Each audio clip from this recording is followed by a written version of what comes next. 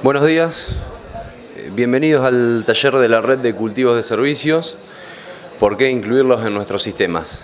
Antes que nada les recuerdo la metodología de los talleres. Va a haber una exposición de unos 15 o 20 minutos para luego dar espacio a las preguntas, para lo cual por favor les pido que levanten la mano, así les alcanzamos el micrófono para que las hagan. Por favor les recuerdo mantener el orden en la sala, apaguen los celulares o pónganlo en silencio y por favor no fumar. Bueno, me presento, mi nombre es Andrés Madías, trabajo como coordinador zonal dentro del programa Sistema Chacras de APRESID, dentro del cual este año en esta campaña estamos empezando a trabajar en una nueva red que es la red de cultivos de servicio. Básicamente es una red donde se busca generar conocimiento, intercambiar experiencias sobre el tema, sobre los cultivos de servicios, para mejora en los sistemas de producción en las diferentes regiones del país. ¿Para qué la tenemos? Para generar un espacio, para compartir información, divulgar información, generar información sobre este tema. Puntualmente algunos puntos que nos proponemos o estamos viendo de estar trabajando sobre el comportamiento de diferentes especies y mezclas para diferentes regiones del país. Cómo prestan servicios ecosistémicos esas mezclas a través de la producción de biomasa, en cantidad y en calidad de esa biomasa, cómo compiten con malezas, cómo influyen sobre la dinámica del agua de los sistemas y finalmente cómo impactan en el rendimiento del cultivo sucesor. También un poco ver alternativas de siembra según las especies, arboleo o siembras terrestres. En esta campaña no estamos trabajando, pero no queremos dejar de incluir dentro del análisis a futuro el uso alternativo de los cultivos de servicio, como puede ser provisión de forraje, bioenergía o otros servicios ambientales. Y también que sea un espacio para poder poner a disposición casos y experiencias exitosas y no exitosas en el uso de cultivos de cobertura en diferentes sistemas de producción. Básicamente la estructura de funcionamiento de esta red, como todas las que tenemos, hay una pata que son los productores y asesores pertenecientes a regionales de APRESID, a productores del sistema Chacras, y todo aquel productor que quiera sumarse es bienvenido. Y lo que aportan son, por un lado, experiencia de producción que puedan ser divulgadas y por otro lado, toda la maquinaria y trabajo para los trabajos de experimentación que se hacen a campo con ellos. Por otro lado están las empresas, semilleros, empresas de maquinaria, empresas de agroquímico que apoyan al proyecto, proveyendo insumos, conocimiento y aportando económicamente al proyecto. Y por otro lado está la coordinación, que la hacemos en forma compartida entre APRESID, que me toca a mí de parte del Sistema Chacras, y la UBA, quien está representada por Gervasio Pinerio y Priscila Pinto. Antes de pasar a la disertación de Gervasio, agradecer a las empresas que apoyan. Esta es una red que está coorganizada entre APRESID y BAF. La coordinación técnica es tomada por la FAUBA y hay diferentes empresas semilleras y de maquinaria que están aportando al proyecto y que hacen que esto pueda estar marchando. Así que los voy a dejar con Gervasio, que es ingeniero agrónomo, doctor en ciencia agropecuaria, es investigador independiente de CONICET y profesor adjunto en la UBA. Gervasio, adelante. Muchas gracias.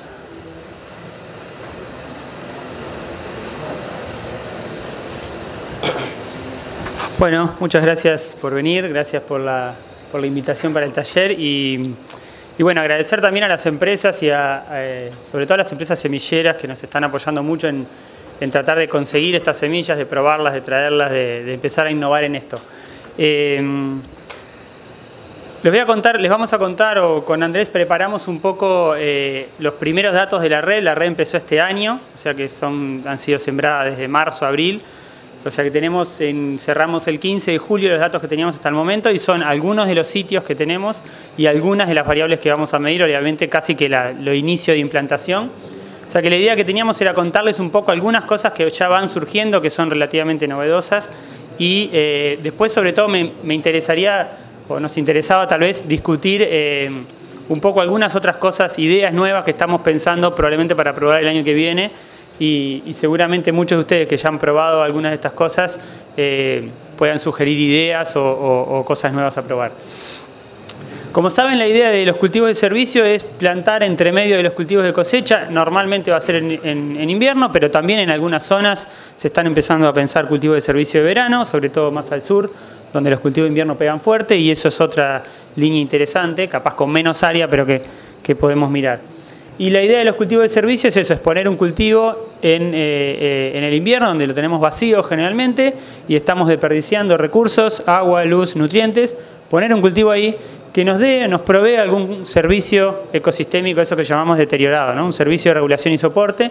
Y son los cultivos de cobertura que ustedes conocen básicamente, pero también pensando abonos verdes, o sea, un cultivo no solo para cubrir el suelo, sino para dar materia orgánica, un cultivo para trampa, que llamamos que captura nutrientes y evita que se vayan a los arroyos, cultivos para controlar malezas, que ayer contamos algo, ¿no? Cómo son esos cultivos, descompactadores, etcétera. Cualquier otro problema que podríamos definir un servicio que el ecosistema les podría dar y no les los está dando, ponemos un cultivo para que canalizar de alguna manera la energía y los nutrientes y los recursos hacia ese lugar y que el ecosistema nos vuelva a dar ese servicio que ustedes no tenían, ¿sí? Esa es un poco la idea general, que creo que casi todos ya la tienen.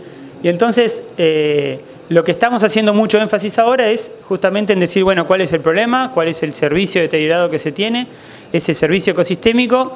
Para volver a darlo, precisamos plantas con unos determinados rasgos, ¿sí? Plantas que tengan ciertos rasgos van a ser más importantes para cada servicio. Por ejemplo, una planta con una batata grande, un nabo forrajero o una colza va a descompactar el suelo, o una planta con raíces profundas va a lograr romper ciertas capas. Eso está muy determinado genéticamente, por ejemplo, la producción de raíces es lo que estamos viendo. Pero una planta que fije nitrógeno nos va a agregar nitrógeno al sistema y una que no. Una gramínea con cierto crecimiento va a tener ciertos rasgos, ciertas propiedades que nos van a dar mejor el servicio ese que queremos, ¿sí? Y en función de esos rasgos, identificar esos rasgos, entonces salimos a buscar la especie, ¿sí? Y ahí me parece que es una de las cosas donde menos sabemos. Pero allá hace poco, bueno, hasta la charla del miércoles estuvo Steve, que nos cuenta en Estados Unidos donde nos llevan, no sé, hablando con él, me parece como 10 años ya en probar distintas especies, en tener todo una idea mejor de cuáles son las especies para dar cada servicio. Me parece que tenemos que ir para ese lado. Bueno, yo ayer les contaba esto, que es básicamente cuáles son los rasgos necesarios para un cultivo que controle malezas, y probablemente a medida que vayamos aprendiendo le podamos agregar rasgos distintos o nuevos a las plantas, ¿sí? Aparecen algunas cosas interesantes. Por ejemplo, yo no puse ahí como rasgo, solo puse una alta tasa de crecimiento, una rápida captura de recursos para aumentar la competencia y un rastrojo de baja descomposición para lograr después inhibición después del cultivo, por ejemplo. Pero de alelopatía sabemos muy poco y hay muchos trabajos que muestran importancias en elegir especies que tengan alelopatía con las malezas que ustedes quieren combatir. Y también podríamos poner ahora que aparece cada vez más biodiversidad de ese cultivo, que sea una mezcla, que esa diversidad parecería atraer, por ejemplo, otros insectos o otros benéficos, digamos, que predan muchas de las semillas de las malezas. Entonces están empezando a aparecer artículos científicos que muestran interacciones un poquito más elaboradas. Y entonces es algo que de repente tendríamos que agregar como un rasgo, que en ese caso no sería de la planta, sino de la mezcla, pero que podríamos pensar.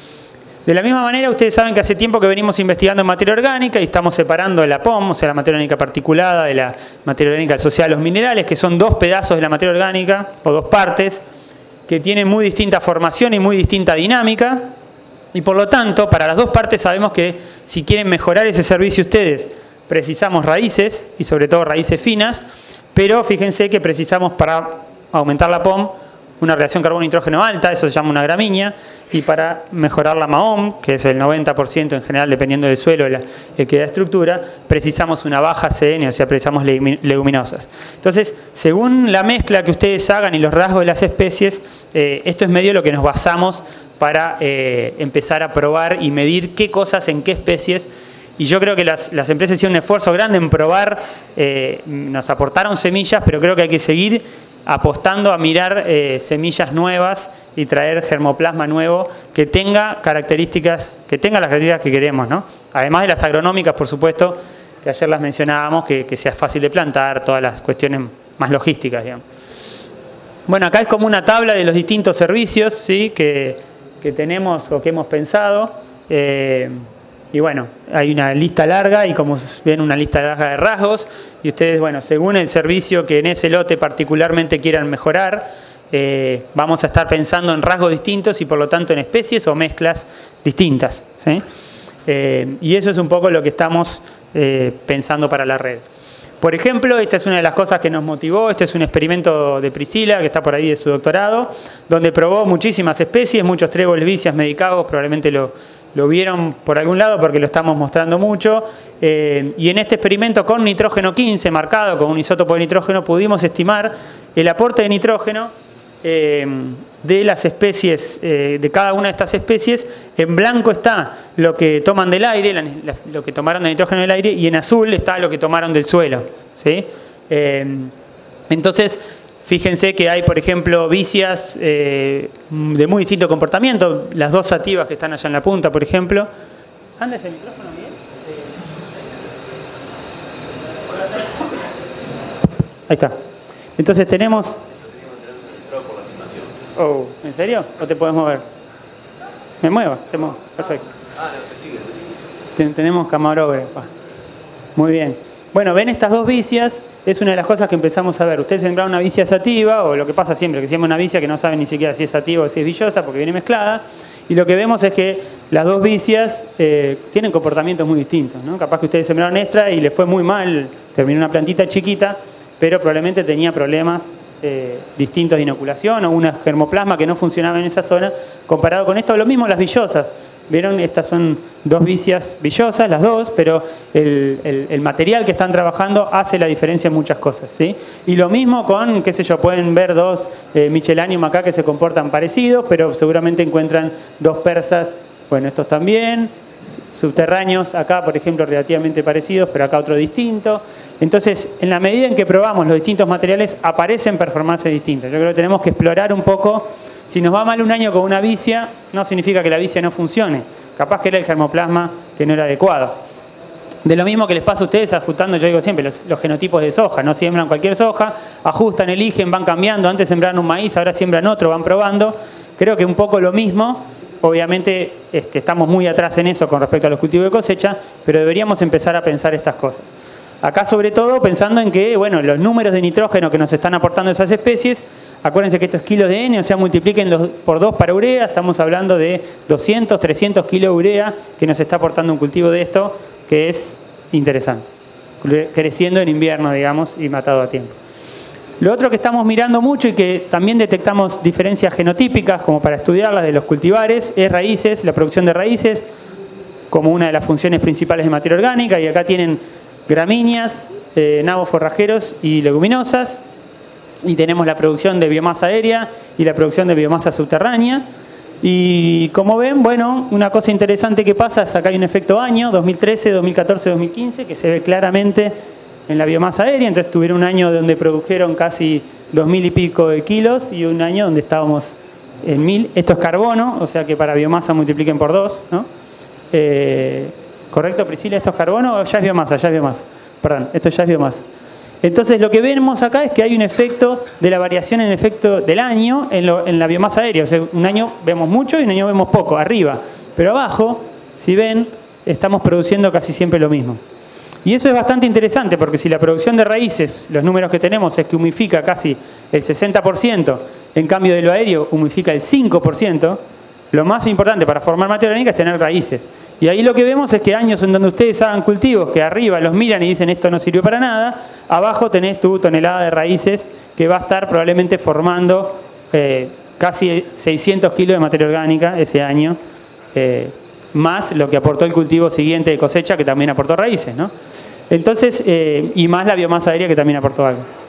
Entonces, una de las cosas interesantes que sale es eso, cómo no vemos efectos años tan marcados en la biomasa subterránea con respecto a la biomasa aérea, salvo, si quieren, para los rafanus, ¿sí? Para los nabos que sí tienen algún efecto año, y probablemente eso sea porque fueron especies mejoradas para producir la batata abajo. Entonces, en un año bueno producen más. En cambio, las otras que fueron mejoradas para producción aérea, abajo están produciendo menos siempre lo mismo, ¿sí? Y aparecen diferencias genéticas importantes. Este es un ryegrass, pero no es cualquier ryegrass, es camagro, y fíjense que está produciendo casi el doble que las otras. Entonces hay una diferencia genética. Y sabemos que la producción de raíces tiene una componente genética muy importante. Está muy codificado por los genes y también por el ambiente, pero en menor medida. Entonces, si queremos generar biomasa de raíces, va a ser muy importante elegir el cultivar adecuado, ¿sí? Bueno, y eso es más o menos entonces lo que estábamos pensando. Lo que hablamos el otro día con Steve y ellos tienen es programas de mejoramiento para cultivo de servicio, que nosotros no tenemos nada. Ahora, si nosotros queremos producir raíces, capaz que tenemos que empezar a hacer mejoramiento en alguna de estas especies o traer gente que lo haya hecho para producción de raíces. O sea que estamos bastante atrás en eso. Ellos están haciendo algunas cosas de eso, no solo con raíces, sino con momentos, ventanas, floración, ciclos, ¿sí? Adaptando la especie al momento que ustedes la precisan. Que hoy básicamente lo que tenemos es al revés. Tenemos una especie y la ponemos donde podemos, donde no. Y entonces a veces anda, a veces no. Lo que tenemos es, bueno, yo tengo esta ventana, bueno, ¿qué especie es la que calza acá?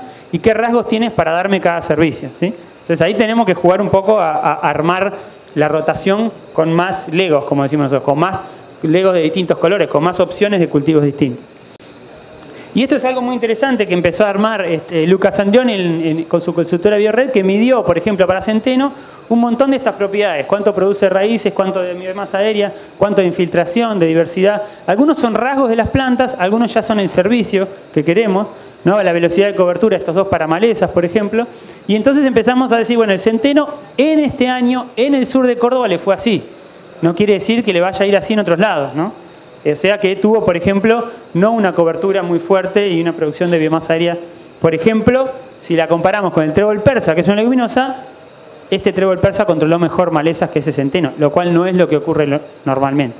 Pero a Lucas y a su consultora le dieron estos datos el año pasado en sur de Córdoba. Entonces ahí empiezan a aparecer cosas interesantes. Porque si queremos combatir malezas, hoy todos pensamos en centeno o en avena, probablemente una gramínea de rápido crecimiento. Pero el trébol persa, por ejemplo, este año nos puede dar una sorpresa. O las vicias. Está pasando que en algunos lugares se comportan muy bien. Pero son más erráticas las leguminosas, ¿no? Y ustedes se lo saben. A veces nos damos otras sorpresas más negativas con esas plantas. Bueno, y así está armando Lucas las mezclas y eso. Y me parece que tendríamos que empezar a hacer esto en distintas localidades y distintos años. Y bueno, eso es justamente la red de cultivo de servicios. Hacer eso para distintas especies, materiales nuevos que se aporten en distintos lugares y distintos años. O sea que esta es la configuración del primer año. En verde lo que ustedes ven son los sitios de la red. Hay algunos que quedan un poquitito abajo. Por ejemplo, acá hay otro abajo. Acá creo que hay dos en Rosario. Y en azul son sitios que hicimos y estamos probando las siembras al voleo, ¿sí? Todos los verdes son en línea, que es la gran mayoría de los ensayos. Y en azul estamos probando las mismas especies, pero es un comportamiento para siembras al voleo. Generalmente precosecha, que esa es la idea, irnos a siembras más tempranas, precosecha para instalar mejor, para llegar mejor al invierno y para tomarnos el agua de otoño y matar temprano y dejar el agua de primavera para el cultivo siguiente. O sea que eso es medio de la distribución que logró Andrés después de mucho trabajo y la verdad que se sumaron muchos grupos y muchos productores. Estas son las especies que estamos probando. Tenemos más o menos unas 10 especies puras, ¿sí? Y de nuevo, fíjense que estamos con algunas variedades, pero tenemos, yo creo, mucho más para probar en esto. Estamos probando trébol, persa, subterráneo, vicias, por ejemplo, 2 vicias villosas, una de gentos y otra de la de las casubi, INTA, vicia sativa, melilotus centeno, avena negra, avena blanca y un rabanito que se portó bastante bien este año yo sé que los rabanitos a algunos no les gustan por el problema de malezas, pero digamos, una performance interesante. Y mezclas que a veces no son la misma avena, por ejemplo, hay que mirar eso, pero mezclas, blends, que ya vienen armaditos como para entrar a probar las mezclas de especies y más diversidad. Y obviamente un barbecho de testigo. Estos son como fueron los experimentos, los ensayos en línea, son de 2 bloques, ¿sí? En cada sitio, con parcelas grandes, como ustedes están acostumbrados, los tablones, como lo dice Sandro. Y después tenemos los ensayos al voleo, que son microparcelas más chicas, sembradas al voleo a mano, digamos, simulando lo que sería un avión o una altina.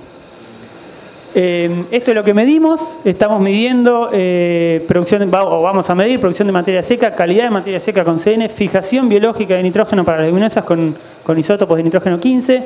Vamos a medir la calidad de implantación, competencia con malezas y balance hídrico. Se lo va a medir cada ensayista con un protocolo en todos los lugares. En algunos sitios, y eso dependiendo un poco de los recursos que tengamos y lo que podamos hacer, vamos a hacer algunas mediciones extras en algunos sitios, ¿sí? Esto está invitado cualquier INTA, grupo que tenga ganas de hacer mediciones más intensivas en los mismos sitios. Vamos a armar un protocolo en donde nosotros vamos a medir, pero el que quiera medir más cosas en los sitios, bienvenido, de cualquier institución, de cualquier grupo, a sumarse a medir arriba.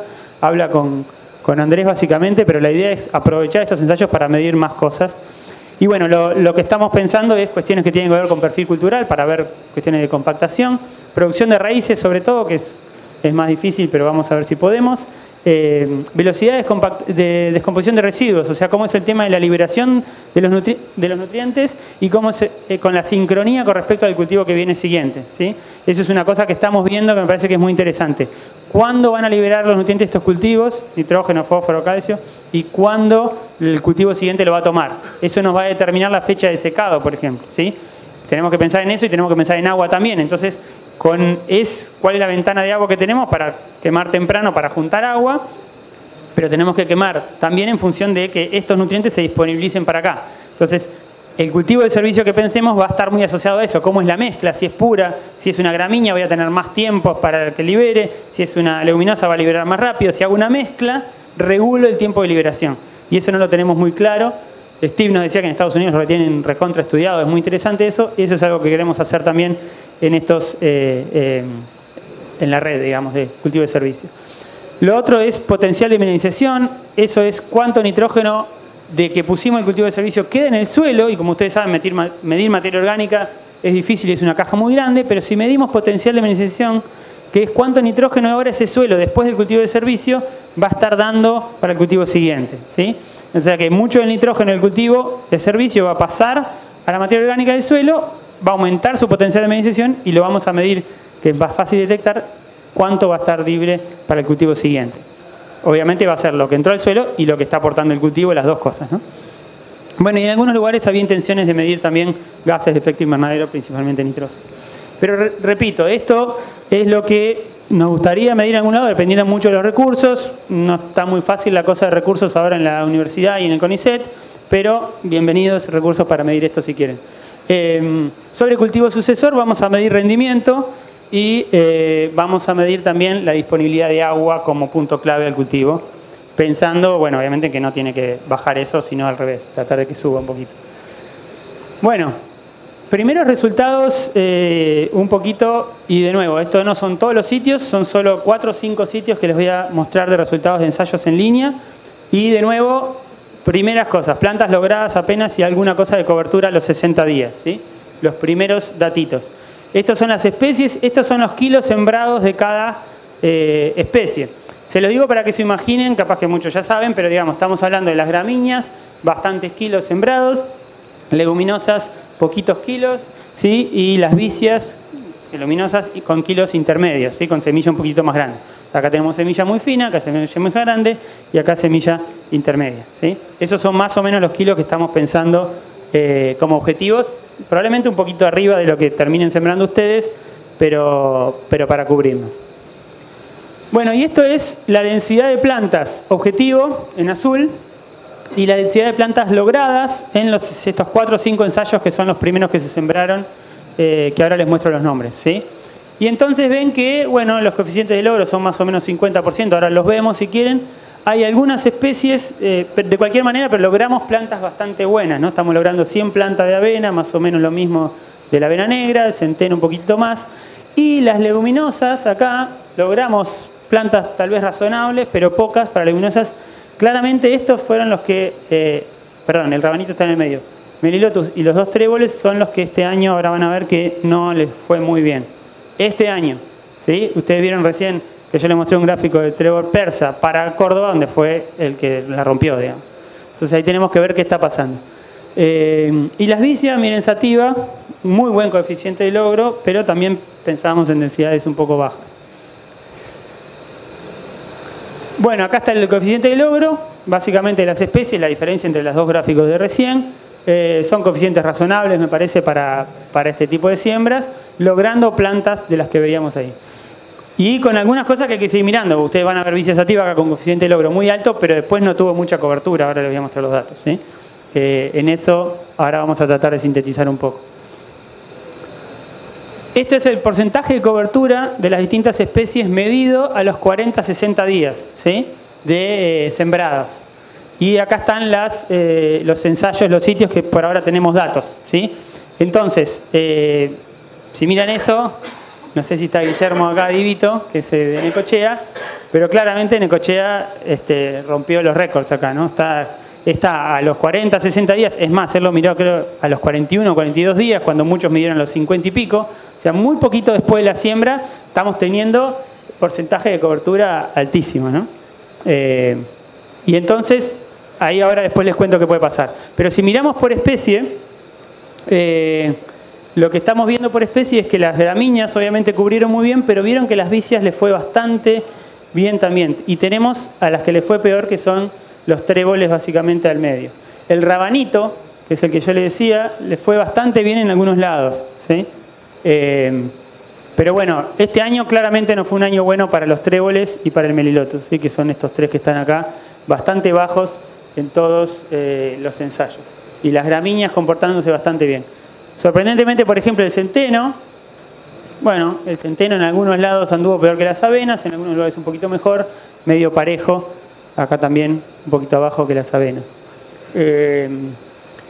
Bueno, lo primero que nos llamó la atención es esto. Guillermo, este ensayo de Necochea entró al invierno con plantas inmensas. Es otra cosa ese ensayo. La pregunta es ¿qué pasó? ¿Por qué ahí llegamos a eso? Y todos estos, algunos vienen de maíz y de soja, y él viene de trigo. O sea que esto es un trigo cosechado en diciembre, fin de diciembre. Tuvo enero vacío, febrero vacío, marzo se siembra el ensayo. O sea, acá hay algo para empezar a mirar. Nutrientes, probablemente agua, lo que sospechamos, pero no sabemos, es que esto probablemente sea nutrientes. O sea, un cultivo de servicio que arranca con nutrientes, llega al invierno con otra cosa. Entonces hay que empezar a pensar, y eso es algo que les tiro, ¿vale la pena fertilizar esto, no fertilizarlo? Es otra cosa, es el día y la noche, miren esto con esto, entrar al invierno así, todo cubierto para malezas, para generación de biomasa, que entrar con plantas más pequeñas. Esto es lo mismo de recién, pero les agregué ahora acá un par de columnas más, que son las mezclas, ¿sí? Estas últimas que están al final. Y miren la performance de las mezclas, que son estas últimas barritas, con respecto a las gramíneas, si quieren, anduvieron bastante bien. O sea, las mezclas un poquitito abajo, obviamente, bueno, acá bastante mal, y acá las mezclas con respecto a las gramíneas o a las vicias, ¿sí?, que estaban acá pegaditas. ¿Qué nos dice esto? Y que las mezclas se están compensando, no están tan arriba como las gramíneas, obviamente, pero probablemente el componente de gramíneas le da a esa mezcla una entrada al invierno bastante buena, y tenemos las otras especies abajo. Hay que ver de nuevo cómo termina esta historia, digamos. Pero las mezclas se están comportando un poco como esperábamos en función de las especies que tienen. Acá están las fechas de siembra, vean que no es Necochea una fecha de siembra muy distinta a las otras, y miren la biomasa que está teniendo a los 40 días, ¿no? Realmente un crecimiento impresionante, y bueno, las fotos de Guillermo lo muestran eso. Eso era todos los ensayos en línea, ¿tá? Y acá tenemos ensayos de arboleo que son menos todavía, ¿se acuerdan? Tenemos 3 o 4 datos acá de distintos sitios, 3 o 4 sitios. Digo bastante menos, pero tener 3 o 4 sitios me parece un montón. Y esto es de nuevo las plantas objetivo y las plantas logradas. En general, como era de esperar, son más bajos los coeficientes de logro que en línea, pero llegamos a, en algunos casos, por ejemplo, a valores razonables de plantas logradas, 100. El centeno, por ejemplo, acá le fue medio mal, nos sorprendió esto, y de nuevo, esto hay mucho efecto baño y cosas así. La avena parece ser la que claramente se implantó mejor al voleo, la avena blanca. Bueno, y tenemos bastantes valores buenos para vicias, por ejemplo, que nos sorprendió. Estos también se implantaron relativamente bien, pero son pocas plantas para el tamaño de planta que estamos hablando. Pero la vicia estamos bastante cerca de las plantas objetivo que queríamos. O sea que la vicia al voleo me parece que es una opción interesante con la semilla media intermedia. Bueno, eso eran medio los datos que tenemos hasta ahora, que como ven no es mucho, pero es un poco lo que empieza a salir de esta red. Y bueno, la idea ahora era, no sé, que hagan preguntas. Estas son las cosas que creo que podríamos discutir. Empezar a pensar eso, bueno, mirando lo que pasó en Necochea, nos sorprende un poco. ¿Qué pasa con la fertilización de los cultivos de servicio? ¿Tiene sentido fertilizarlos? ¿Cuánto están invirtiendo ustedes ahí y después no fertilizan el cultivo de cosecha? ¿Se puede? ¿Cuánto hay de carryover, digamos? El carryover positivo que inventó Sandro ayer para herbicidas, podemos pensarlo también para nutrientes, ¿no? Claramente en fósforo lo están haciendo mucho, yo lo veo todo el tiempo, gente que fertiliza el cultivo de servicio con fósforo y ya no fertiliza la soja. Y entonces le da de comer al suelo un fertilizante orgánico, acuérdense que eso también tiene sus ventajas. Y bueno, están echando fertilizante en otro momento, todas esas cosas que ustedes saben mejor, pero habría que empezar a pensarlo, sobre todo por la biomasa que estamos viendo que generan cultivos de servicios sembrados con nutrientes, ¿no? A diferencia de otros que vienen con menos nutrientes probablemente. Bueno, los momentos de supresión, las fechas de eso para jugar con la relación carbono-nitrógeno y también para jugar con la descomposición y liberación de recursos. Lo mismo con los ciclos. Cuando se nos florecen, acuérdense que retraslocan y ponen en semilla y eso no sé si es lo que queremos, entonces tenemos que buscar ciclos más largos, pero también si florece y se muere solo, puede ser interesante para ahorrar herbicidas y en algunos planteos genera semilla dura, como por ejemplo el trébol subterráneo, y entonces se resiembra solo. Hay que pensar un poquito cada esquema, ¿no? Bueno, los momentos de producción de raíces, que estamos viendo cada vez más que las raíces se producen hasta un momento, pero después se siguen produciendo exudados y eso es mucho de la materia orgánica que se forma. Y lo otro es esto, ¿no? Los métodos de siembra más adaptables, qué máquinas podemos pensar que no tenemos ahora. Esto con las siembras, pero también con la cosecha. Lo que yo estoy escuchando cada vez más es sembrar lo antes posible, por ejemplo, unas vicias o las leguminosas, sobre todo temprano, pero claro, para cuando cosechan la soja, probablemente tienen algo emergido y eso, bueno, no les gusta porque empasta la máquina, qué sé yo. Bueno, hablando con muchos, sí, ese es el problema. Otros me dicen, no, ahora está otra máquina que no me acuerdo cómo se llama que tiene, que no se empasta. Entonces, bueno, hay que empezar a pensar esas cosas. Bueno, se empasta, el problema es, no podemos sembrar eso o cambiamos, ¿lo saben cómo se llama? No. El draper, correcto. Tienen el draper ese que evita el empaste. Entonces, en unos lugares no, y en otros ya con el draper no pasa nada. Pueden cosechar con un cultivo abajo que está a una altura y se ahorran un montón de meses en eso y entran al invierno con un cultivo verde cubierto, que es otra cosa. ¿Sí? Bueno, no sé, preguntas, dudas, consultas, no sé cómo se maneja esto. Si quiere alguien hacer una pregunta, por favor levante la mano si le...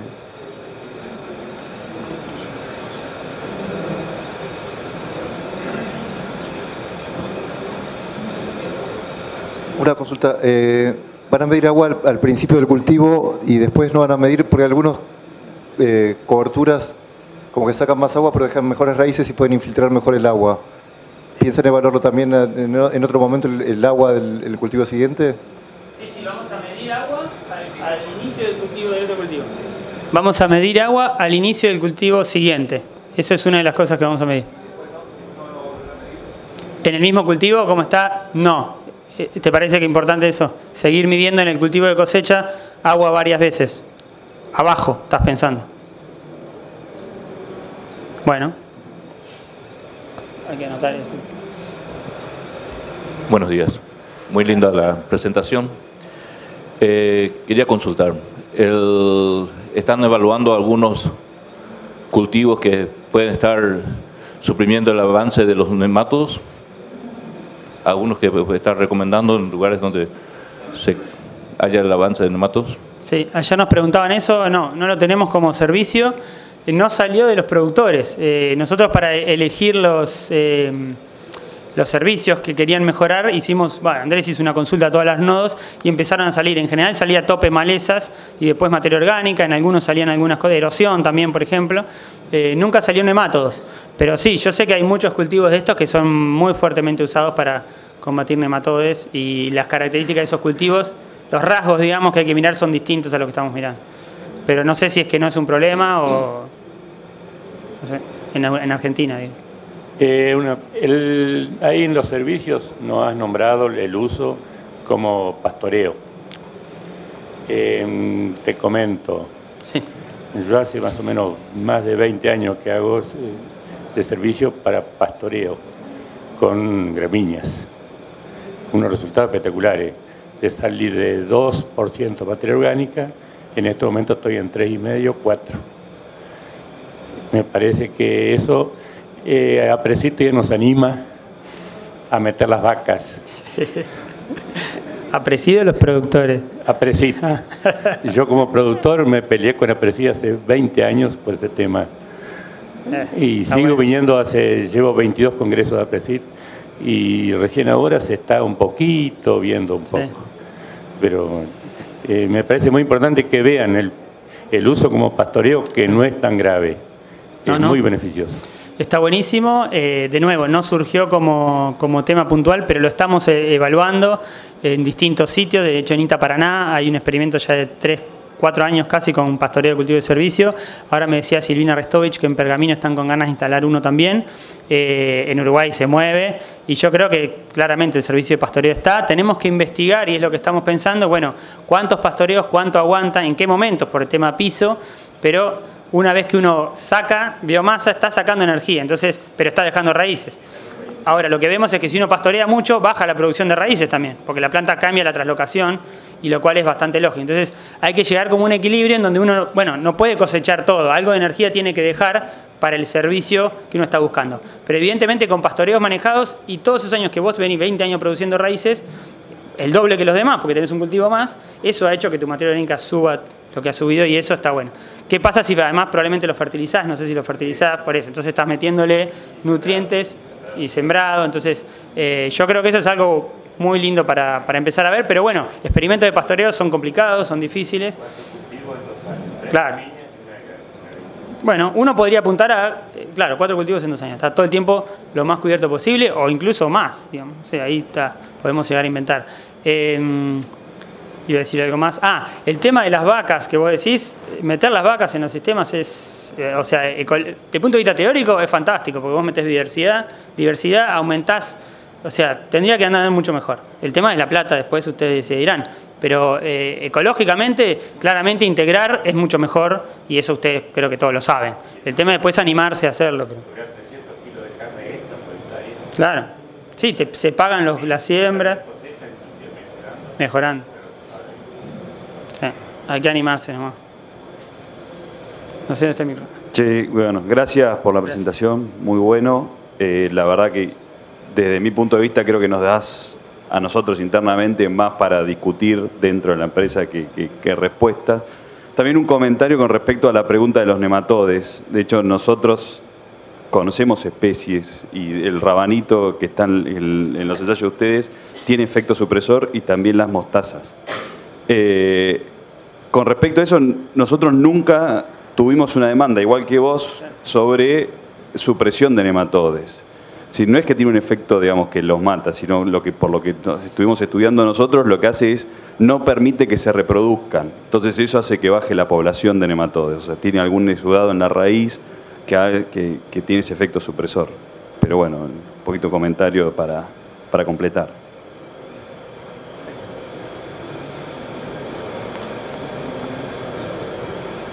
Bueno, ¿alguna otra pregunta?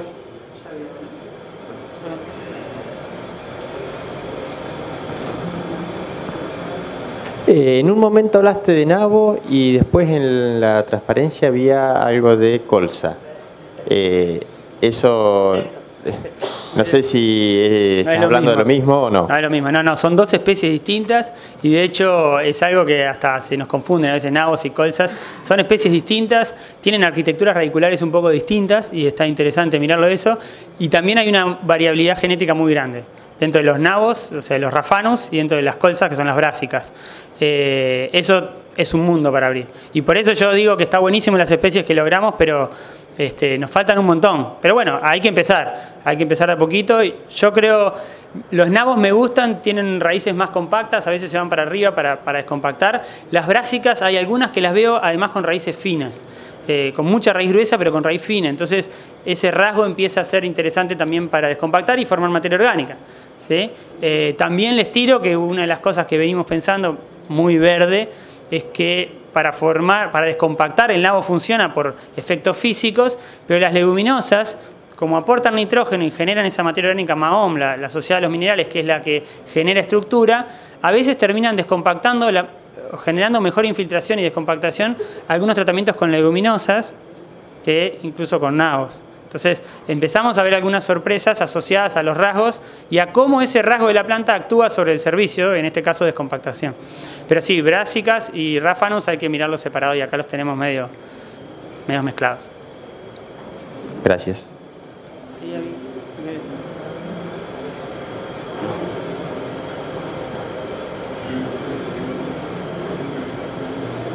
Hola, quería hacer un comentario sobre el tema del pastoreo. Creo que bueno, cada zona va a ser diferente. Yo soy del sur de la provincia de Buenos Aires y generalmente cuesta ahí por sudoeste, que es seco y frío. Entonces ahí el problema, o el objetivo, uno de los servicios principales sería buscar cobertura y estar comiéndola. Por ahí estamos, podríamos decir, generando o yendo en contra de la búsqueda o del objetivo más importante que podrían tener los cultivos de servicios para competir con malezas, por ejemplo. Y respecto a lo que sea el comentario del tema de medir agua durante el ciclo, creo que estaría bueno porque si vos medís solamente al principio, sería como la mitad de la película y ahí es seguro que, respecto al testigo vas a tener menos humedad. El tema es cuánto podés aumentar la eficiencia de captura de las lluvias posteriores por la cobertura que generaste. Sí, está buenísimo, esa la tomo, vamos a ver después si se puede implementar. Pero sí, ojo que a veces hay varios ensayos del INTA que muestran que entras con más agua al cultivo de cosecha, ¿no? Dependiendo un poco cómo fue la frecuencia de las precipitaciones. O sea, ojo que no siempre el cultivo de servicio le saca agua al cultivo de cosecha, a veces le da por cobertura, por algunas otras cosas. Dependiendo mucho, y eso es lo que tenemos que ver, el tiempo de cuándo lo sembraste, cuándo lo mataste, qué especie fue, cuánto produjo, cómo fue el año. Pero digamos, si nos cuidamos de algunas cosas, yo creo que podemos llegar igual o incluso con más. Y pasa lo que él dice, después terminás con 3.5 materia orgánica, ese suelo almacena 30 o 20 milímetros más y es otro partido que jugar. Facilita la infiltración, después los números, que está bueno eso, sigamos midiendo en el cultivo de cosecha. Sí. Yo eso decís, bueno, las ventanas, me parece que la clave es pensar ahí de que no nos atemos a los cultivos que tenemos ahora, ¿no? Yo estoy acá, bueno, esta es mi ventana, preciso algo que crezca rápido en este clima frío, bueno, busquémoslo. La diversidad ecológica es infinita, seguro que hay un cultivo, infinita no sé, pero digamos, muy grande, seguro que hay un cultivo en algún lugar del mundo que fue frío igual que vos, y bueno, hay que empezar como a hacer, mirar el nicho de la especie, ¿no? Para empezar a traerlos, qué sé yo, pero me parece que es interesante. No sé cómo les suena a ustedes fertilizar estos cultivos, ¿lo ven como algo muy lejos, imposible? ¿Se animan a ponerle el bolsillo a eso para recuperar después? ¿Vale la pena investigar en eso o no? Bueno, pero lo comés, si no lo comés, digo. Sí, buen día. Bueno, con respecto a la fertilización, yo la hago, pero la empecé a hacer porque yo siembro mucho cultivo de cobertura detrás de los rastrojos de maíz. Entonces el centeno me marcaba y buscaba rolarlos. Entonces el centeno vos lo podés rolar si mínimamente tenés 6 toneladas de materia seca, porque si no lo rolás, se vuelve a parar. Entonces, un poco apuntando esto y viendo que cuando yo quemaba los centenos en las partes que tenía menos biomasa, me empezaban a hacer mucha rama negra, decidí empezar a fertilizar y bueno, alrededor, para hacer una cuenta muy genérica de 60 kilos de N, me empezaba a dar que yo lograba mantener uniforme, digamos, el centeno, ¿no es cierto?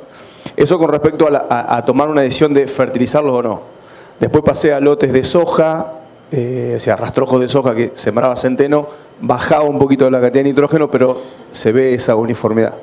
Y con respecto a lo que dicen de medir agua, yo lo estuve haciendo el año pasado, y bueno, el año pasado en la zona, yo soy de la zona de Lincoln, en un momento teníamos un exceso hídrico, así que decidí dejar los cultivos de cobertura un tiempo más para bombear agua. Fueron espectaculares para rolarlo porque tenía... De hecho, los lotes que rolamos con mucha biomasa no necesitamos ponerles herbicidas. Claro, después nos encontramos con esa biomasa, jugó un poco en contra, pero algo que vale la pena es, cuando medimos agua al inicio de la siembra de la soja, llegamos a tener 80 milímetros menos en el metro de agua. Menos en el cultivo de cobertura. Volvimos a medir, ya con la soja implantada después de unas lluvias, recuperó el agua. O sea, nos encontrábamos que en los testigos versus los cultivos de cobertura, ya el agua se había recuperado. Y después seguimos midiendo en la seca y todo siguió igual. Digamos, la cantidad de milímetros era igual en el cultivo de cobertura que en el testigo. Pero los ensayos, la soja rindió 400 kilos más en el cultivo de cobertura. Y esto yo lo quería remarcar porque empezamos a pensar si era que nos estaba bajando temperatura, si el punto de marchitez tal vez lo estaba bajando porque hay más raíces. De hecho, cuando fuimos a los ensayos, los cultivos de cobertura dieron 350 kilos más de soja. Y para cosechar la misma variedad tuvimos que esperar una semana, o sea, la soja estaba más verde. Pero al respecto de lo que es de agua, nos encontramos al último momento muy parecido. Yo creo que todo lo que es infiltración jugó muy a favor ahí. Que eso es para tenerlo en cuenta. Tal vez nosotros hicimos 4 mediciones de agua y nos faltó un poco más todavía para poderlo estudiar un poquito mejor. Pero lo importante es eso, nos encontramos con una recarga en el sistema muy rápida. Para medir 4 o 5 veces. Bueno, hay tiempo para una última pregunta. Bueno, ¿nadie más? Bueno, entonces muchas gracias por su participación, gracias Gervasio. Y damos por concluida la charla.